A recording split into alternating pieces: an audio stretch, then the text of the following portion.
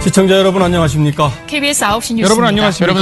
여러분 안녕하십니까? 여러분 안녕하십니까? 오늘의 주요 KBS 뉴스입니다. 뉴스룸을 시작하겠습니다. 조중동이 계속 이렇게 경영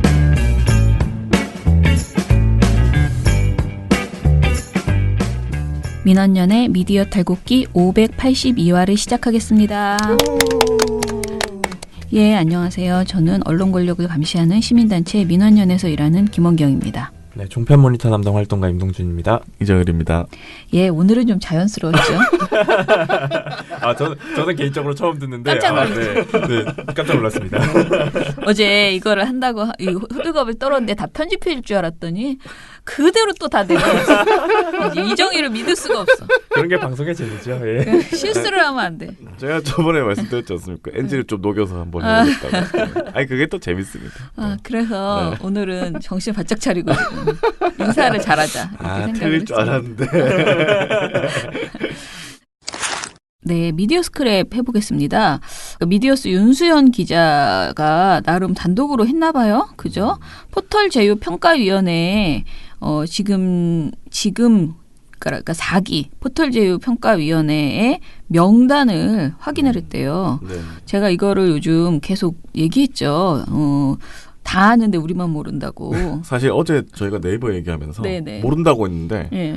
바로 기사가 나와가지고 그러니까 기자들은 다 아는데 우리 시민들만 모른다. 그렇죠. 그런데 이거를 누구가 있는지 알면서도 말하지 않는 이상한 그런 상황이 벌어졌는데요. 윤수영 기자가 공개를 했습니다. 자, 기사를 보면은요. 미디어스 취재 결과 조선중앙동아 등 중앙 언론사의 현직 언론인 9명이 네이버 카카오 제휴평가위원회 위원으로 포함되어 있는 것으로 확인됐다라는 거예요. 지금 이제 30명 전원을 확인을 했는데 윤수영 기자는 이걸 제일 핵심으로 생각을 했나 봐요. 그러니까 30명 중에서 9명이 현직 언론인이다. 이걸 아주 주요하게 게다가 조선중앙동아 등 KBS도 있습니다. 이런 분들이 지금 현직 언론인들이 여기 들어있다. 그러니 뉴스제휴평가위원회의 결정이 이상하게 특히 조중동 이런 쪽에 유리하게 갈 수밖에 없는 것 아니냐.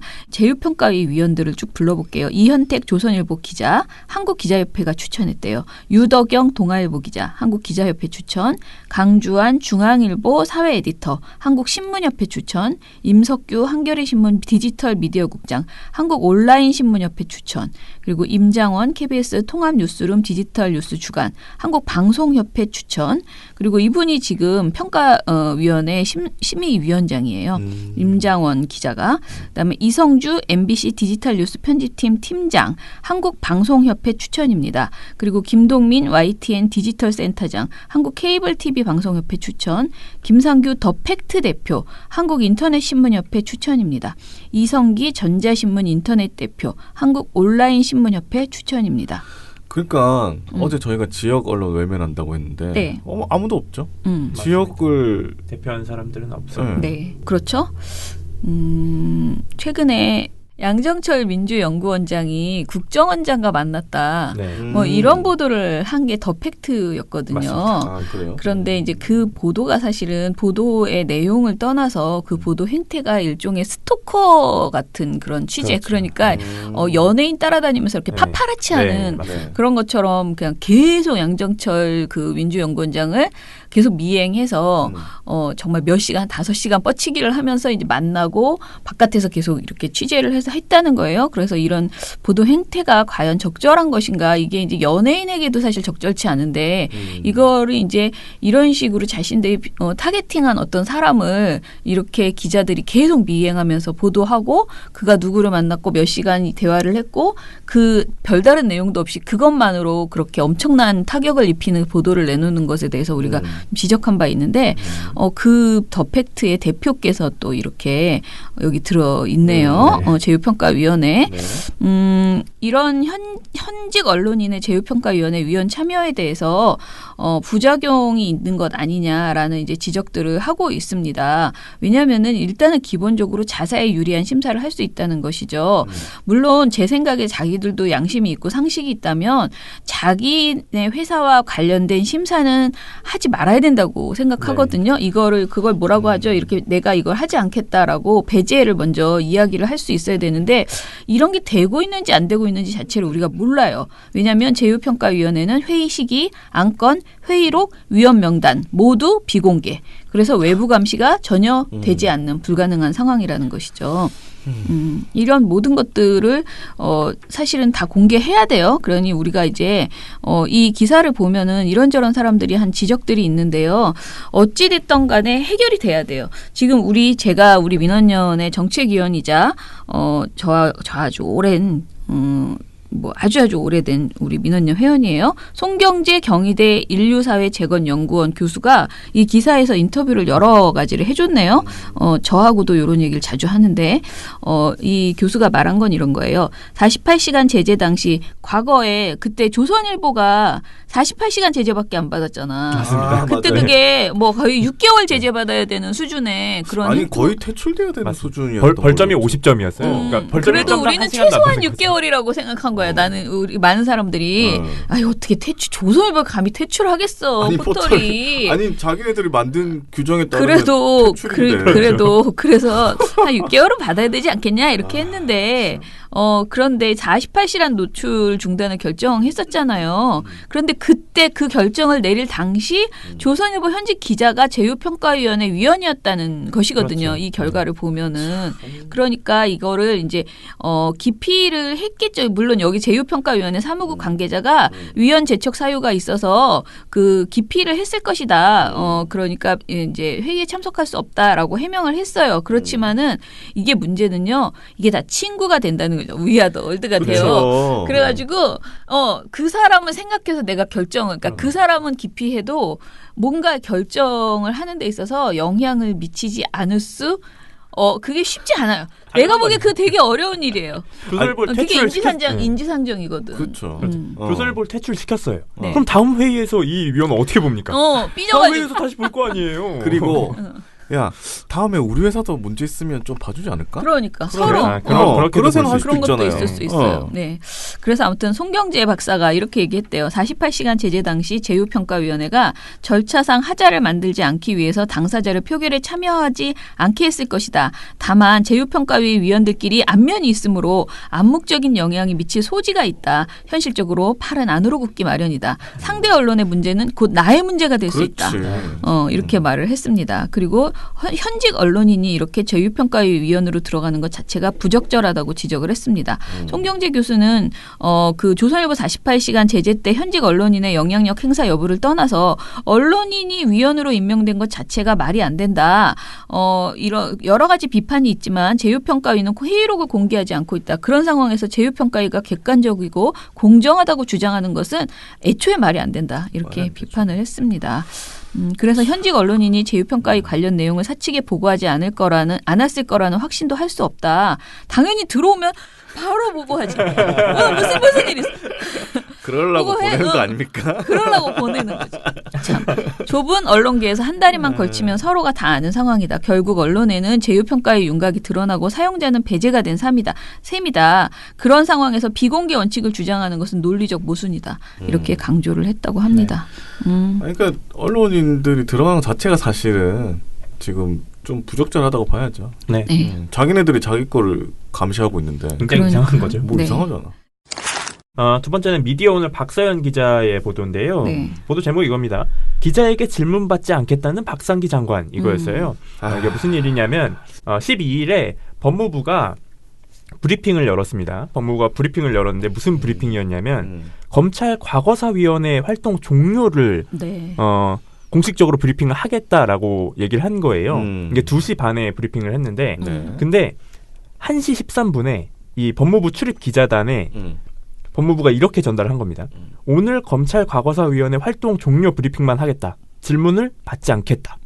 라고 통보를 한 거예요. 네, 질문 안 받겠다라고 한 겁니다. 그래서 이 법무부 출입 기자단이 당연히 반발했죠. 당연하죠. 어떻게 질문을 안 받을 수가 있냐 기자들한테. 그래서 보이콧하겠다 우리는. 안 들어가겠다. 그리고 법무부가 내는 보도자료도 보도하지 않겠다라고 했어요. 그리고 실제 이날 진행된 브리핑에 취재 기자들이 안 들어왔습니다.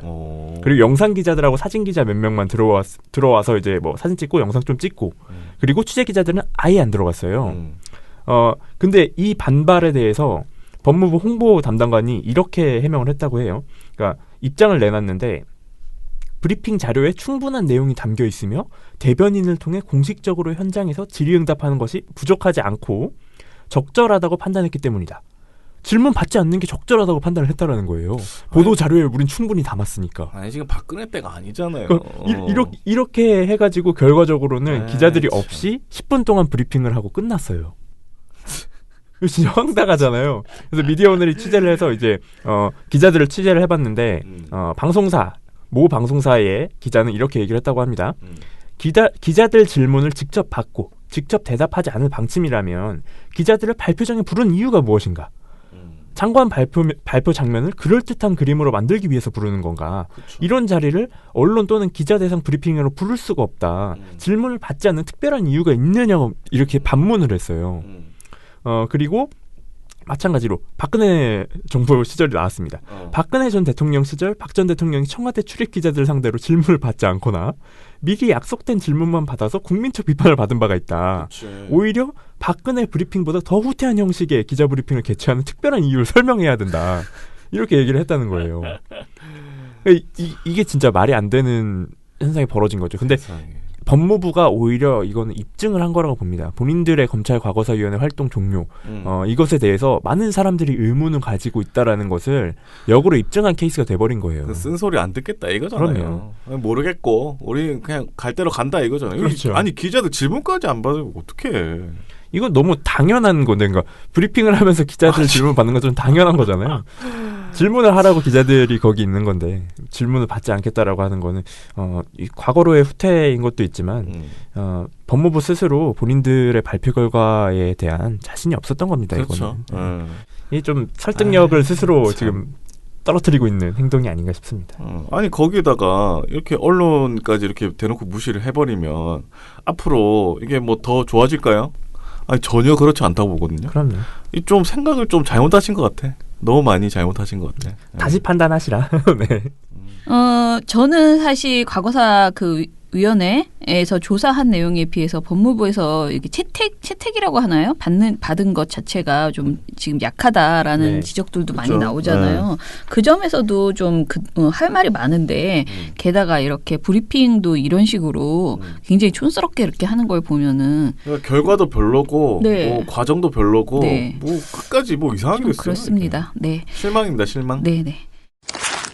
자, 그러면은 우리 모니터 해볼게요. 사실 참 이것도 올드한 내용인데, 그지? 네, 맞습니다. 아무튼 이 와중에 이런 올드한 짓을 하고 있는 종편이 있기 때문에 우리가 말을 안 할 수가 없네요. 오늘 종편 모니터 시작해 보겠습니다. 샤워해 샤워 눈물 샤워 청승 맞게 불 꺼놓고 이불을 머리 끝까지 덮어놓고 민원년 종편 모니터. 눈물 샤워 특집. 샤워해 샤워 눈물 샤워 눈에 보여줘 넘실거리는 슬픈 내 눈물이 네, 오늘 제가 가지고 온 노래는 배치기 피처링 에일리의 눈물 샤워라는 곡인데요. 네. 사실 이 곡을 고르는 과정에서 네. 굉장히 많은 논의가 있었습니다. 아, 그래요? 왜냐, 이거를 저희 써주신 인턴분께서 어제 쉬는 날인데도 불구하고 저에게 개인적으로 연락을 해주셔서 아 진짜요? 소찬이의 티얼스를 추천한다. 네, 이렇게 너무 웃긴다. 음악을 추천하는 열정을 보여주셨습니다. 그래서 되게 열심히 하시네. 네, 그래서 저는 이 곡을 생각하고 있었다. 이렇게 네. 했더니 이것도 괜찮은 것 같다 해서 제가 이 곡으로 골라봤는데요. 탈곡기를 위해서 쉬는 날인데도 불구하고. 맞습니다. 굉장히 이 프로페셔널한 모습을 보여주고 감사합니다. 계십니다. 그래서 이 곡을 골라온 이유는 네. 단 한 가지입니다. 눈물이 종편에 나왔어요. 눈물이 핵심 소재로 나온 겁니다. 눈물? 네, 눈물이 핵심 소재로 나왔는데 사건이 어떤 건지 먼저 설명을 드릴게요. 5월 16일입니다. 지난달 5월 16일에 신동아가 보도를 하나 내놨어요. 연재물 기사였는데 첫 번째 기사 제목이 이겁니다. 최순실에 이 정도로 배신당할 줄 몰랐습니다. 최가 진짜 그런 사람인가요? 새 비서관을 알려줬어야지. 이게 보도 제목이에요. 근데 이게 다 따옴표거든요. 설마. 네, 이게 박근혜 씨가 한 말입니다. 네, 박근혜 씨가 한 말이 왜 제목으로 나왔냐면 이 박근혜 정부의 마지막 홍보기획 비서관이었던 천영식 씨가 신동아에 이제 기고를 하고 있는 거예요. 그래서 박근혜 정부 당시의 일을 내가 소상하게 다 털어놓겠다. 막 이런 취지로 해서 연재물 기사를 쓰고 있는 건데, 근데 이 기사 자체가, 이 기고문 자체가 굉장히 편향된 시각을 다 담아냈습니다. 그래서 천영식 씨가 기고문에서 이런 내용도 나와요. 국정농단을 가장 잘 보여준 게 JTBC의 태블릿 PC 보도였잖아요. 그쵸. 그 보도에 대해서 총알 한 방 없는 총이었다. 이렇게 얘기를 했어요. 뭔 소리야? 네, 그런 다음에 JTBC가 총알 소리 흉내를 너무 잘 냈고 청와대는 백기를 들었다. 이렇게 얘기를 한 거예요. 그러니까 JTBC가 사실 아무것도 없는 껍데기만 가지고 있었는데 그걸 가지고 뭔가 있는 듯 흉내를 잘 내가지고 청와대가 속아 넘어간 거다. 이런 식의 주장을 펼쳐요. 아니 그 태블릿 PC 무용론은 철진한 얘기인데. 맞습니다. 한참 네. 철진한 얘기예요. 근데 이걸 이제 와서? 신동아가 아직도 연재를 하고 있는 거예요. 그리고 대단하다. 이 글을 전체적으로 다 읽어보면 굉장히 그 박근혜 씨를 미화하는 내용들이 엄청나게 많습니다. 근데 그 미화하는 내용 중에 핵심 소재가 뭐냐면 눈물이에요. 눈물. 네. 박근혜 씨가 눈물을 흘렸다. 그 탄핵안이 이제 넘어가고 나서 탄핵안이 상정되고 나서 이제 대통령으로서의 직무가 정지되잖아요. 마지막 국무회의를 비공개로 소집을 해가지고 그 자리에서 다 한 명 한 명씩 이렇게 이름을 부르면서 거기서 왈칵해가지고 눈물을 쏟았다는 거예요. 그리고 장관들도 다 막 소리를 내면서 흐느끼는 장관도 있었고, 아 그래요? 네, 막 이렇게 얘기를 했다는 거예요. 그러면서 막 박근혜 씨가 피눈물이 난다. 이런 얘기를 했대요. 그거를 이제 천영식 씨가 기고문에 쓴 거죠. 그래서 이 내용을 가지고 보도를 낸 겁니다. 신동아가. 근데 신동아만 보도를 냈으면 제가 종편 보고서를 안 썼겠죠.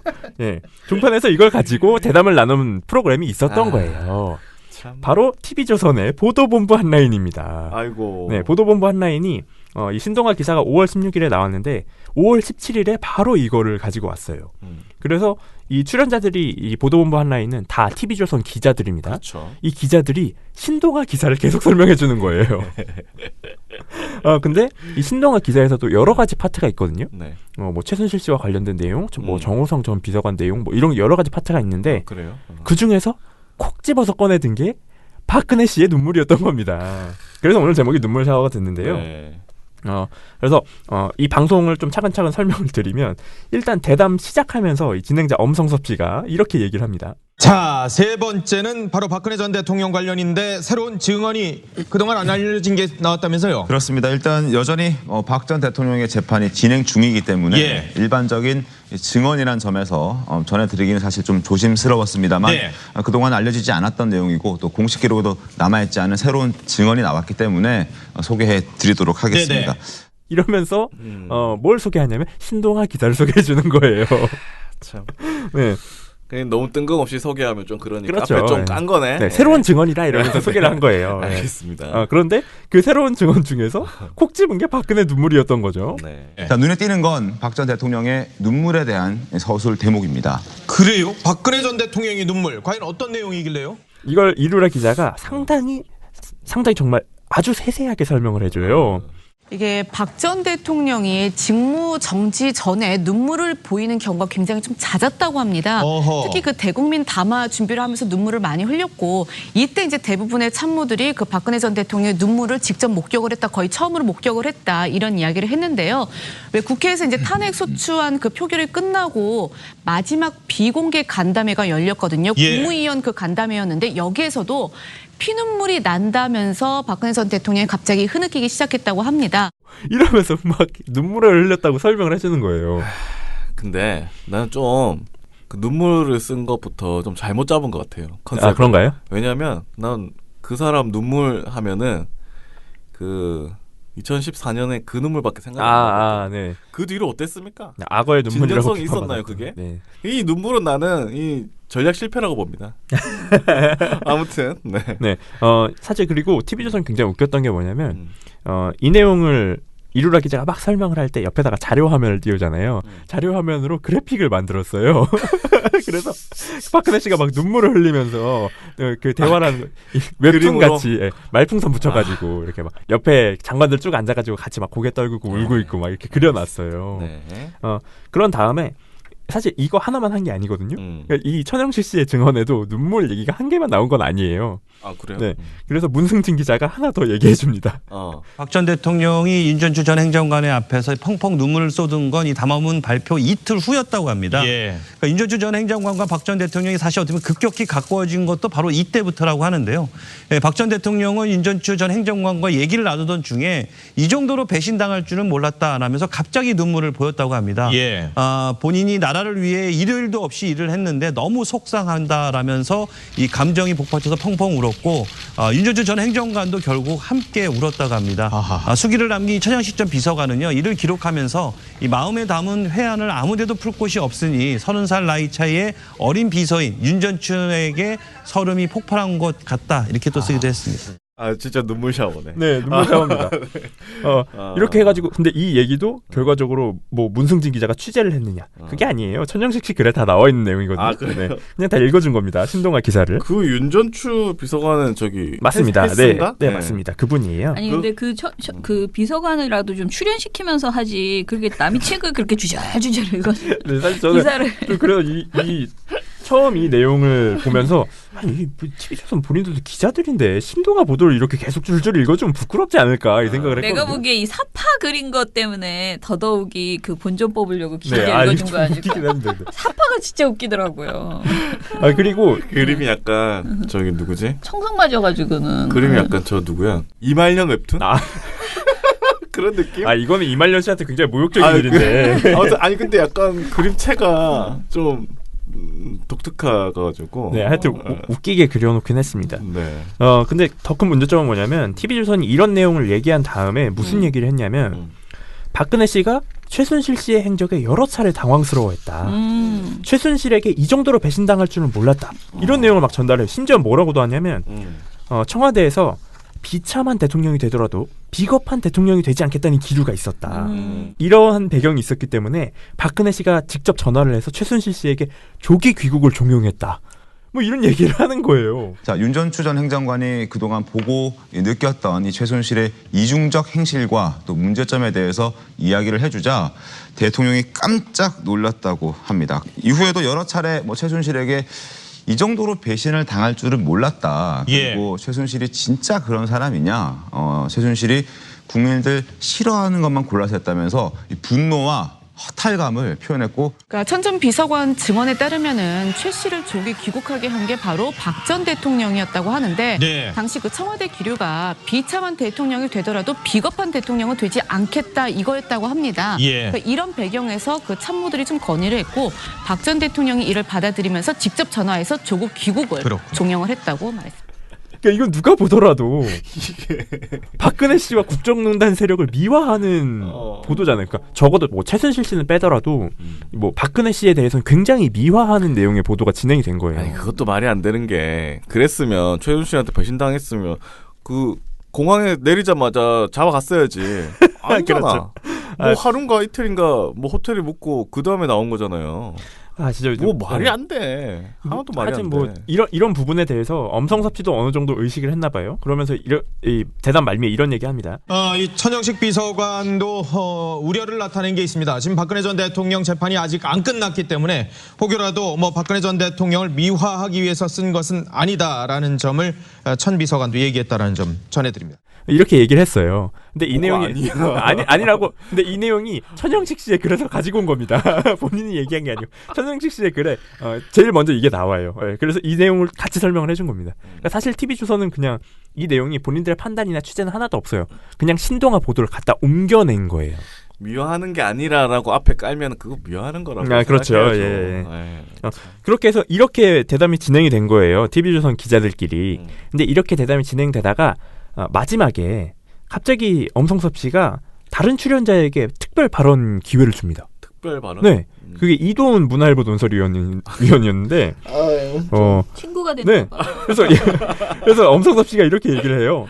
이도훈 의원님이 저 박근혜 전 대통령 관련해서 못다한 말씀이 있으시다고 한 말씀 전해주신다 그러는데 뭐죠?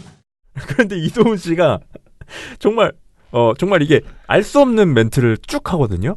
일단 그 탄핵은 굉장히 중요한 정치적 역사적 사건이었기 때문에 그 기록을 남기는 게 굉장히 중요하고 천영식 비서관이 말기에 그 거의 혼자 보좌하다시피 했으니까 또 기자 출신으로서 좋은 기록 많이 남길 거라고 생각하고 다만 이 문제는 아직은 그 역사화되지는 않았습니다. 지금은 그 박근혜 대통령이 여전히 그 정치적인 변수고 전국에 영향을 굉장히 많이 미칠 수가 있어요. 최근에 나오는 사면 또는 석방 논란도 그런 것 같고 최근에 아까 윤전추 비서관 앞에서 눈물을 흘렸다 그러는데 지금은 윤전추 비서관 면회도 받지 않고 있습니다. 네. 유일하게 유영하 변호사만 만나고 있는데 대부분의 시간을 뭐 책도 보고 신문도 보지만 최근에 박 전 대통령한테 편지 보내는 정치인들이 굉장히 많은데 네. 그 안에 얼마나 우리 나라나 보수 세력이나 전국을 위해서 바람직한 내용이 담겼는지는 잘 모르겠습니다. 네. 한때 시내에서 이른바 태극기 집회를 하면은 그분들이 저녁에 서울구치소로 옮겨가지고 네. 뭐 함성을 지르곤 했는데 요즘은 아마 매일 아침 해 뜨는 시간에 맞춰가지고 맞아요. 함성을 지르는. 그래서 박 전 대통령이 그 안에서 얼마나 전국에 대해서 올바른 판단을 할지 아직은 좀 두고 봐야 될 것 같습니다. 알겠습니다. 무슨 얘기하는지 일단 모르겠어요. 그래서 저는 이걸 거의 3번 가까이 돌려봤거든요. 진짜 이거는 이 사람 무슨 얘기하는 거지? 거의 3번 가까이 돌려봤는데 핵심적으로 정리하면 이게 정리가 이렇게 돼요. 지금도 박근혜 전 대통령은 정치적 변수다. 박 전 대통령이 감옥 안에서 얼마나 전국에 대해서 올바른 판단을 할지 아직은 두고 봐야 한다. 이게 핵심 내용이에요. 사실 그러니까 중간에 있는 내용은 거의 중구난방식으로 막 얘기를 해요. 그러니까 이 발언을 쭉 들어보면 아시겠지만 이걸 굳이 특별 발언이라고 해서 시간을 내줄 만한 발언인가? 그것도 의문이고 박근혜 씨가 어떤 정치적 의미가 있는지 뭐 박근혜 씨가 어떻게 전국에 대해서 판단을 하는지 이건 우리가 궁금하지가 않아요. 그냥 내가 볼 때는 TV조선이 그러니까 이런 내용을 다룰 거였으면은 국민들이 어떻게 박근혜 씨에 대해서 평가를 하고 있는지 이런 얘기를 해야 되는 거 아닌지 의구심이 드는 겁니다. 그냥 제가 그냥 상상하기로는 박근혜 중심으로 네. 다시 저쪽에 뭉쳐야 한다. 뭐 그런 얘기를 하고 싶은가 봐. 이제 선거도 다가오고 하니까 구심점이 없잖아. 사실. 준비를 시작했다. 뭐 황교안도 안 되는 것 같고 홍준표 뭐 따로 노는 것 같고 뭐 안 되니까 뭐 그렇게 얘기를 한 거 아닐까라는 보수 쪽 지지자 자기네들 시청자들한테 그런 얘기 한 게 아닐까 뭐 그런 생각이 드는데 아무튼 황당하죠. 네. 황당합니다. 근데 황당한 이유가 더 황당한 이유가 있어요. 왜냐하면 TV조선이 이 방송을 한 날이 5월 17일이었습니다. 근데 5월 17일에 실시간 검색어를 장식했던 게 뭐였냐면 녹취록이었어요.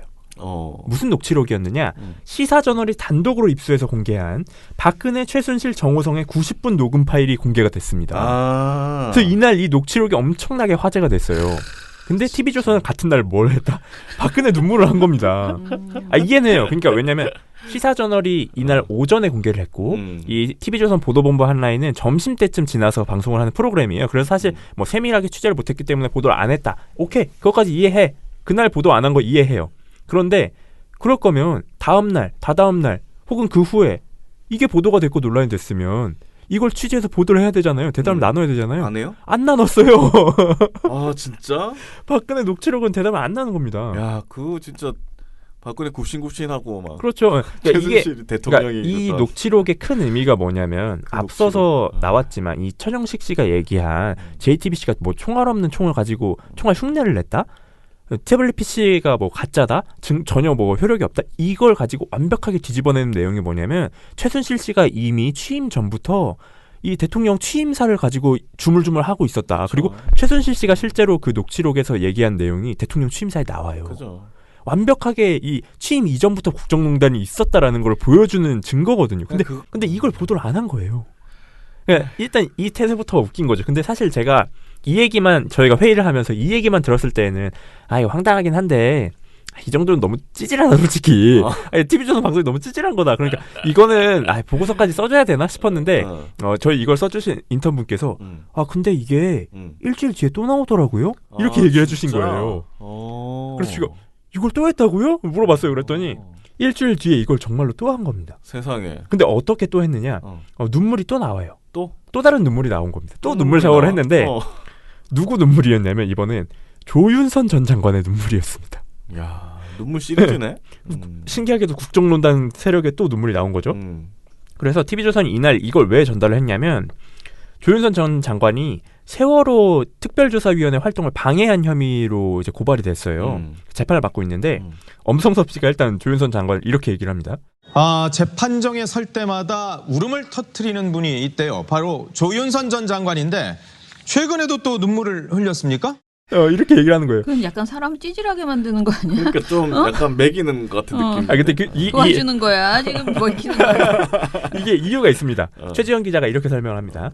네, 조윤선 전 장관이 또다시 재판정에서 울음을 터뜨렸는데요. 네. 조윤선 전 장관은 불과 2달 전에도 이 화이트리스트 의혹과 관련해서 재판에서 눈물을 보인 바가 있는데 이틀 전에도 또 눈물을 보인 겁니다. 화이트리스트 아니고 블랙리스트 아니에요? 두 가지 의혹이 다 있습니다. 아, 그래요? 네, 특정 단체에게만 지원을 해줬다라는 의혹도 있고 특정 인물들을 배제했다는 의혹도 있어요. 그래서 두 개를 가지고 다 재판을 받고 있는데 그래서 TV조선이 일단 조윤선 전 장관 출석 장면을 보여줍니다.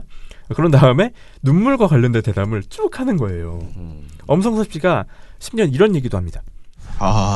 눈물을 쏟았다는 건 그만큼 억울하다 이런 얘기인가요? 네, 맞습니다. 꼼꼼하다 꼼꼼해 네. 진짜. 이렇게 물어보니까 문승진 기자가 조윤선 전 장관 입장을 철저하게 대변해줍니다. 상세하게 설명을 해줘요. 뭐 조윤선 전 장관이 그러니까 검찰이 조윤선 전 장관에 대해서 이 당시 여가부 장관이었던 이 조 전 장관이 세월호 특조위 활동에 대해 내부 동향 파악 및 보고를 지시했다 이렇게 주장을 하자 이 조윤선 전 장관이 눈물로 혐의를 전면 부인을 한 건데요. 네. 자신의 여성가족부 장관 시절에 대해서 힘도 없는 여가부 장관이라고 이렇게 또 칭하기도 했고요. 네. 또 세월호 유가족을 방문한 사실을 또 언급하기도 했습니다. 그리고 이 공소장은 사실과 거리가 멀어서 받아들이기 어렵다 이렇게 또 말했는데요. 하지만 검찰은 조윤선 전 장관의 눈물 호소에도 불구하고 징역 3년을 구형했습니다. 아니 그럼 울면은 다 감형해줘야 돼? 그러니까 문승진 기자의 발언만 쭉 들어보면 마치 조윤선 장관이 굉장히 억울한 사람이고 그런 혐의가 없는데도 불구하고 검찰이 굉장히 구형을 세게 한 것 같다라는 느낌이 들잖아요. 그런 느낌을 주면서 동시에 TV조선이 아까 언급해드렸던 박근혜 씨의 눈물을 그렸던 그 사파 있잖아요. 그걸 조윤선 씨를 똑같이 그려가지고 이번에도 넣었습니다. 근데 이번에는 진짜 너무 비슷하게 그렸는데 너무 기분 나쁠 정도로 똑같은 작가가 아닐까 싶을 정도로 똑같이 그렸어요. 아니 근데 너무 뭐라 그럴까 닮았다고 해야 되나 뭐라고 말해야 되는데 사람을 정말 되게 초라하게 그렇게 그린 거예요. 물론 이 TV조선 이 방송에서 최지원 기자하고 문승진 기자가 조윤선 전 장관의 혐의 내용, 그리고 최후 진술 내용, 검찰의 구형을 어떻게 했는지 이런 걸 굉장히 짧게는 다 설명을 해줬어요. 근데 핵심적으로 봤을 때 문승진 씨가 이렇게 자세하게 조윤선 전 장관의 입장을 설명해 준 것하고는 굉장히 대조적인 거죠. 그러니까 결과적으로 이 방송을 다 보고 나면 조윤선 전 장관이 왜 재판장에 섰는지에 대한 이해가 안 가요. 그러니까 세월호 특별조사위원회 활동을 방해했다라는 혐의가 아예 사라지는 거예요. 그리고 뭐가 드러나냐면 조윤선 전 장관이 재판장에서 울었다. 이 내용밖에 기억이 안 남는 거예요. 울었다는 건 억울하다는 것인가? 그렇죠. 네. 근데 지금 검찰이 3년을 구형했다. 이렇게만 정리가 되는 나쁜 거예요. 검찰. 그래서 이것까지 또 지금 황당하잖아요. 진짜. 이 내용을 전했다는 것도 황당한데 TV조선이 이 조윤선 눈물을 꺼낸 이유가 따로 있었습니다. 이 얘기를 한 다음에 뭘 다시 꺼내들었냐면 박근혜 눈물을 다시 꺼내들었어요. 진짜. 조윤선 전 장관의 눈물 호소와 관련해서 재조명되는 또 일이 있다는데 어떤 사연인 거죠? 일단 그게 누구랑 관련이 있는 일인지는 먼저 조윤선 전 장관의 과거 목소리를 통해서 확인을 해보시겠습니다. 박근혜 전 대통령하고의 일화예요? 네, 맞습니다. 조윤선 전 장관의 눈물에 박 전 대통령의 눈물도 재조명되고 있는데 재조명은 누가 하는 거야? 그래서 그 재조명을 스스로가 했잖아요. 본인들이 스스로 했잖아요. 그래서 박근혜 눈물을 또 꺼내드는 겁니다. 그래서 최지원 씨가 해당 일화를 공개한 이 천영식 전 비서관은 그만큼 박 전 대통령이 조윤선 전 장관에 대해서 각별히 안타까워했다. 이렇게 기술을 했는데 박 전 대통령이 조윤선 전 장관에 대해서 꿈 많고 섬세하게 잘하고 계셨다. 이러면서 남다른 애정을 보였었다고 합니다. 아니 이런 식으로 진짜 좀 너무 심한데 진짜 황당하잖아요. 그래서 이 당시 상황을 막 설명을 해주면서 또 천영식 비서관 글을 그대로 읽어주는 거예요. 최지원 기자가. 천영식 전 비서관이 쓴 글에 따르면 박 전 대통령은 그 마지막 회의에서 마음 아플 줄은 알았지만 마음속 피눈물이 이런 것이구나 라면서 한 분 한 분의 열정을 알고 있는데 힘이 못 되죠. 마음속에서 피눈물이 난다. 이렇게 하면서 또 흐느꼈다고 합니다. 피눈물이라는 표현을 썼다고요? 네. 그래서 당시 참석한 장관들 일부도 같이 흐느꼈고 또 소리내어서 우는 분들도 있었다. 이렇게 적기도 했습니다. 이러면서 박근혜 눈물을 다시 꺼내든 겁니다. 진짜 웃기잖아요. 그러니까 TV조선 보도본부 한라인이 결과적으로 보여준 거는 국정농단 세력의 눈물이에요. 그리고 이걸 가지고 완전히 박근혜 씨를 미화하고 조윤선 전 장관을 미화한 거예요. 그러니까 이 사람들의 혐의가 어떤 거고 이 사람들이 무슨 불법을 저질렀는지 국가의 운영자로서 할 수 없는 국정의 책임자로서 할 수 없는 행동을 했다는 거는 다 사라진 거예요. 그럼 울었다 이 얘기만 남는 거죠. 근데 굉장히 웃긴 게 뭐냐면 이 TV조선이 일주일 뒤에 했던 23일이 공교롭게도 또 시사저널이 박근혜 최순실 정호성 녹음 파일의 2탄을 공개한 날입니다. 이날 또 공개를 했어요. 근데 이날 마침 또 TV조선이 박근혜 눈물 조윤선 눈물을 한 거예요. 뭐 맞춰서 냈나? 진짜? 사실 그러니까 그렇게 의구심을 살 수밖에 없는 거잖아요. 근데 이해는 합니다. 또 시사저널이 낸 그것에 대해서 TV조선은 뭐 취재를 당일이었기 때문에 급하게 할 수 없었다. 네. 이해는 해요. 그러면 이후에 했어야죠. 그렇지. 이후에 이걸 또 안 했어요. 야, 이거는 그러면 맞춰서 내는 건 보네. 이건 정말 의구심이 들 수밖에 없는 보도 행태인 거예요. 그러니까 이 박근혜 최순실 정호성 국정농단 2탄에는 어떤 내용이 있었냐면 최순실 씨가 이제 외국인 투자 촉진법 개정안 통과, 예산안 방영, 예산안에 반영해라 이런 거를 정호성 비서관에게 지시를 했어요. 이게 녹취록에 나오거든요. 이건 완전 실질적으로 국정에 직접적으로 관여하고 있었다라는 게 드러나는 거잖아요. 이렇게 확실한 국정농단의 증거가 나왔는데 TV조선은 그날 조윤선 눈물하고 박근혜 눈물을 한 거예요. 그리고 그 뒤에 보도를 안 하고. 그러니까 이게 TV조선 보도본부 한라인의 보도 행태를 보면 그러니까 명백한 범죄자인 박근혜 씨와 국정농단 세력에 동정심을 키워준 다음에 이들에게 불리한 내용은 보도를 안 하는 이렇게 하고 있는 겁니다. 그러니까 이게 정말 과거의 보도 행태로 거의 돌아가고 있는 게 아닌가 싶을 정도로 저는 이 보고서를 쓰면서 그런 생각이 들었습니다. 그러니까 이게 정말 뭐 다시 박근혜를 옹호하는 보도 행태로 가고 있는 게 아닌가. 옹호할 수 없는 것까지 어떻게든 찾아서 옹호를 하는 그런 모습으로 가고 있는 게 아닌가. 그런 생각이 들었습니다. 정말 이 말 그대로 눈물 샤워를 벌였다. 근데 저는 TV조선이 정말 자신들의 고객이 누구인지 정확하게 잘 알고 있는 건 사실이다. 그렇죠. 오디언스 파악을 굉장히 잘하고 있는 그래서 이게 우리가 비판을 하기는 하지만 또 한편으로는 진짜 장사 잘하네 이런 생각도 좀 사실 드네요. 그러니까 유튜브라고 생각하는 거잖아. 그렇죠. 그 보수 유튜버랑 똑같이 그러니까 그냥 하는 저도 거잖아. 뭐 그러니까 이해는 하는데, 그러니까 이걸 그럼 유튜브에서 해야죠. 자기는 지금 공식적으로 TV조선이라는 보수 유튜브 같은 매체를 가지고 있는 거지. 이게 유튜브와 방송으로 넘어오면 영역이 확실하게 달라지는 거잖아요. 근데 방송에서 이렇게 하는 거는 그러니까 뭐 이게 유튜브가 개인 유튜버가 이렇게 꾸려가지고 한다? 저는 그러면 오케이 이해할 수 있다고 봐요. 그러니까 이 내용에 대해서 천영 씨가 이렇게 증언을 했고 이걸 다루는 것에 대해서 근데 보도 가치가 있느냐 없느냐를 방송사라면 따져야 되는 거잖아요. 그리고 얘네 보도 가치가 어떤 게 더 가치는 있느냐. 이게 제일 높은 거야. 우리 청중한테는 나는 이건 어쩔 수 없다. 이건 현실이다라고 생각해. 우리 청중에게는 이게 먹어줄 거라고 생각하는 거지. 한심하죠. 그러니까. 그러니까 자기 스스로를 진짜 일개 유튜버 수준으로밖에 생각을 안 하고 있는 거죠. 이게 방송의 질이 참 떨어진다라는 생각이 많이 들었습니다. 이런 데를 기자라고 다니면서 이런 얘기를 하고 네. 나와가지고 그러는 것 자체가 사실은 굉장히 이 기자들, 부끄러운 일인데. 네, 저는 개인적으로 이 기자들이 이 보도를 대담을 하면서 자괴감이 들지 않았을까 싶거든요. 본인들도 기자면 그러니까 말이에요. 내가 기자가 기사를 보면 쓰고 이런 것만 해. 내 기사를 전달을 하는 것에 의미가 있잖아요. 근데 네. 이건 신동아 기자 이 천영식 씨 글 가지고 와가지고 소개하는 건데 이게 무슨 기자로서의 역할을 하는 겁니까? 그러니까 말이에요. 타이틀은 기자인데. 네. 그렇네요. 기자들도 부끄러워하지 않을까 그 생각이 들었습니다. 네. 좋은 보도, 좋은 방송, 매달 시상식으로 보수 언론의 왜곡 보도 매주 프레임 체크 영상으로 놓쳤던 언론계 소식 매일 미디어 탈곡기로 혹시 자네도? 가입했지 민원연 언론과 무제한 친해지리 민주언론 시민연합.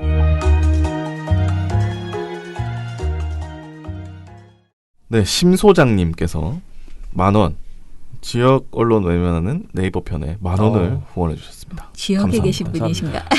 네, 감사합니다. 그러면서 댓글을 항상 수고하시는 것 감사하고 있습니다. 뉴스 공장 듣고 왔습니다. 와. 캐시 채워서 후원합니다. 라고 감사합니다. 해주셨습니다. 아이고 감사합니다. 또 10,000원이 있으시네요. 웬일이야. 청명 6회 여유님께서도 네이버 편에 10,000원을 후원해 주셨습니다. 아이고 감사합니다. 아, 이 뉴스공장에서 자주 얘기해야겠네요. 아니 그리고 내가 미디어 탈북사라고 불러달라고 그랬는데 김어준 씨가 맨날 소개를 안 해주고 김원경, 김준일, 뭐 김한 인사하세요 이렇게 시간을 줄여가지고 내가 진짜 옛날에 무슨 이상한 거 그 전에 뭐였어요? 병아리 감별사 같은 그거 내가 좀 하지 말라 그래도 꼬박꼬박 하더니 내가 미디어 탈북사로 바꿔달라 그랬는데. 그거 안 읽어줘 자꾸만. 대본에도 써 있는데. 주관이 확고하신 분이에요. 아 재밌다. 그 HJ108님 네이버야 왜 그러니 그렇게 써주셨어요. 아유 정말 두꺼봐 같은 느낌이네요. 네. 그러니까. 네. 흑터마님께서도 네. 신미애 회원 인터뷰 2편에 5,000원을 후원해 주셨습니다. 감사합니다. 감사합니다. 네.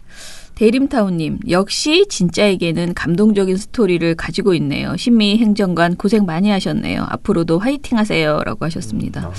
맞습니다. 우리 신미 행정 저도 그날 들으면서 제 나중에 술을 마셨거든 둘이. 근데 내가 정말 한번 꼭 껴안아 줬어.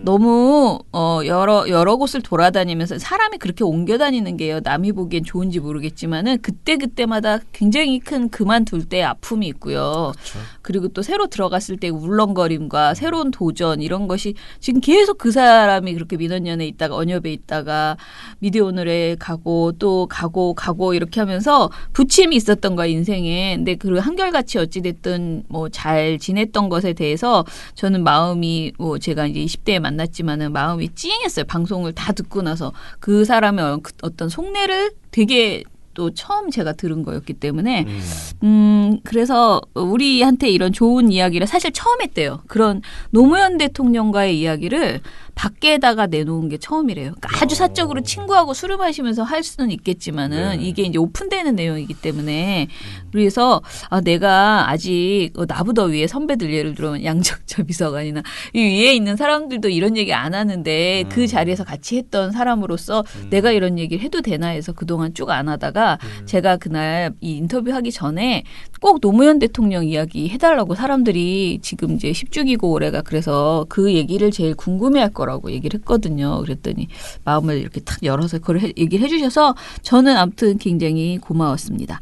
자 그러면은 유튜브에도 댓글이 달렸던데요. 어제 그 지역 언론 외면하는 그 네이버 여기에 대해서 제가 보니까 민원인 화이팅! 윤석열을 신임 검찰총장에 임명되길 간절히 바랍니다. 이런 글이 있었고요. 미탈 날마다 화이팅! 뉴스공장 듣고 왔어요. 이런 글들이 있었습니다. 감사하고요. 감사합니다. 네. 내일 제가 지금 너무 바빠가지고 좀 하루 일찍 지금 녹음을 하고 있거든요. 그러니까 우리 이제 그 미탈이 굉장히 일찍 올라가요. 그죠? 12시 땡하면 올라가죠. 네. 그날 있잖아요. 6월 13일이면 6월 13일 12시 그러니까 새벽이지 새벽. 자정에 그냥 땡하면 올라가요. 그래서 여러분들이 좀 더 길게 방송을 들으실 수 있습니다. 이렇게 하는 것도 괜찮은 것 같아. 여건만 되면은 이렇게 계속 당일날 하지 말고 하루 전날 녹음해가지고 바로바로 올리는 것도 괜찮을 것 같습니다. 자 그러면 저희는 또 내일 찾아뵙겠습니다. 민원연의 미디어 탈곡기는 내일도 열심히 털어드리겠습니다. 탈탈탈 안녕. 네, 오늘 뉴스데스크 마치겠습니다. 시청해주신 여러분 채널 A가 함께합니다. KBS 9 뉴스 오늘 순서 모두 마치겠습니다. SBS는 앞으로도 내일 끝까지 뵙겠습니다. 화이팅했습니다. 고맙습니다. 오늘 8시 모두 뉴스 마치겠습니다. 여기서 마치겠습니다. 시청해주셔서 고맙습니다. 뉴스팔 여기서 마치겠습니다. 저희들은 내일도 최선을 다하겠습니다. 여러분 고맙습니다. 탈탈탈 안녕.